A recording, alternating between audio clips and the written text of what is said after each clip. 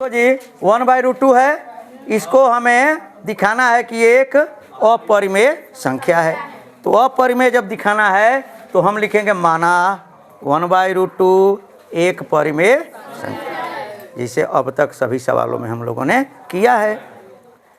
अब इसके बाद दूसरी लाइन में क्या लिखते हैं, अतः ये जो दिया है 1/√2 = P/Q, जहाँ P तथा Q सह अभाज्य है, Q ≠ 0 है। अब इसमें क्रॉस मल्टीप्लाई कर देंगे और नहीं तो दोनों पक्षों का वर्ग कर देते हैं, यही ना करते हैं। तो यहाँ पहले क्रॉस मल्टीप्लाई कर लिए हम लोग, तो Q से 1 में Q, √2 से P में √2P। अब दोनों पक्षों का वर्ग करेंगे, तो जब दोनों पक्षों का वर्ग करेंगे तो ये Q² हो जाएगा और इधर √2 का वर्ग करते हैं तो रूट हट जाता है, 2 हो जाता है। √2 का स्क्वायर करेंगे तो √2 हट जाएगा, तो 2P² हो जाएगा। अब इसको लिख देंगे 1 नंबर समीकरण 1।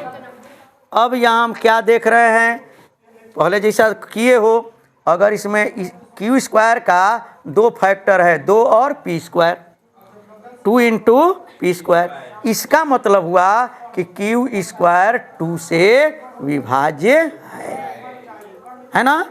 तो लिखेंगे कि अतः Q² 2 से विभाज्य है। और क्या लिख सकते हैं जी, यहाँ पर ये भी लिख सकते हैं कि Q² का 2 एक गुणनखंड है, ये भी लिख सकते हैं। विभाज्य है यानी 2 इसका क्या कहलाएगा, गुणनखंड। समझ में है ना, ये भी लिख सकते हैं। चलो हम लोग यही लिख रहे हैं, सीखेंगे। Q² 2 से विभाज्य है, इसलिए सार्वभाजक थोड़े यहाँ पर लिखा जाएगा, वहाँ पे लिखा लीजिए, सार्वभाजक भी लिख सकते हैं।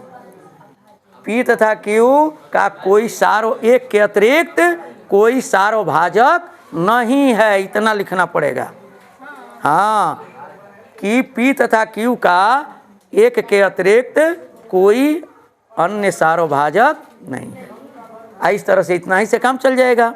P तथा Q सह अभाज्य है, इतने से काम चल जाए, ठीक ना। सह अभाज्य का मतलब यही होता है कि इसका कोई सार्वगुणनखंड नहीं है, उभयनिष्ठ गुणनखंड नहीं है, ये होता है। चलिए, इसलिए Q भी यही ना लिखते हैं, Q² अगर 2 से विभाज्य है तो Q भी 2 से विभाज्य होगा, 2 से विभाज्य होगा। अच्छा चलिए, अब 2 से विभाज्य होगा तो इसका मतलब कि Q बराबर हम लिख सकते हैं Q बराबर हम लोग लिख सकते हैं 2K या C। तो इसमें हम K लिख दे रहे हैं, तो C हम लोगों की आदत है तो C लिख दें। Q बराबर 2C, ठीक ना।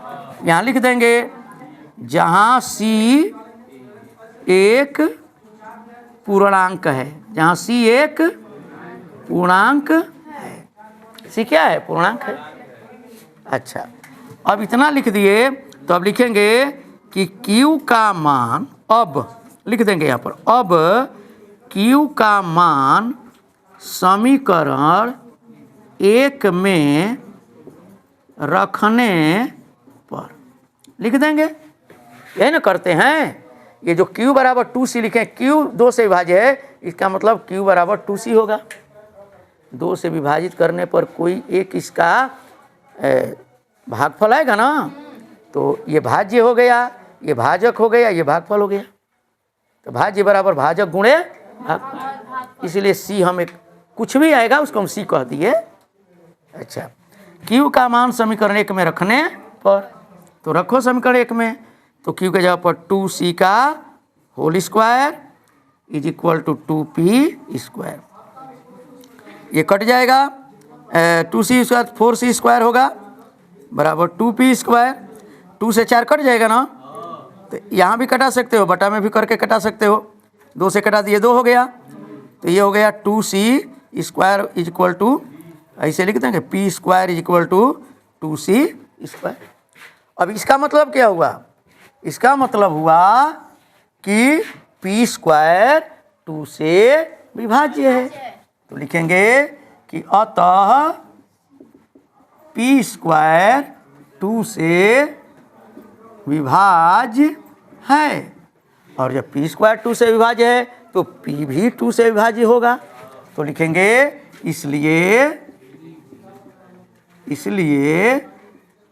p भी 2 से विभाज्य होगा।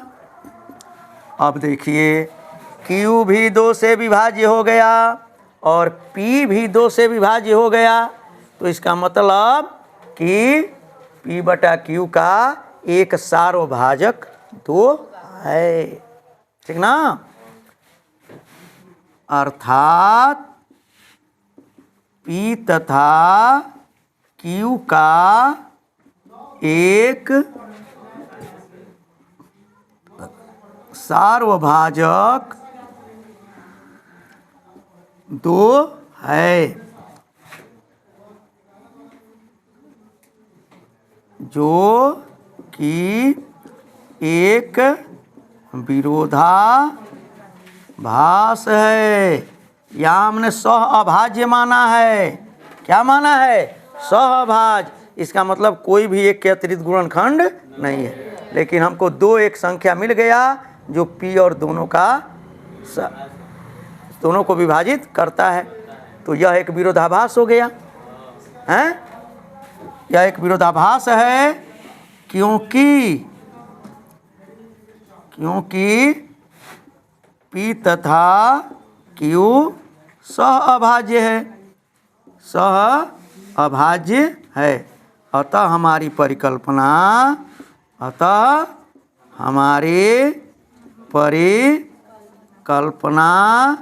की 1/√2 एक परिमेय संख्या है,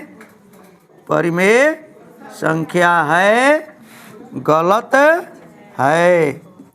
इसलिए 1/√2 एक अपरिमेय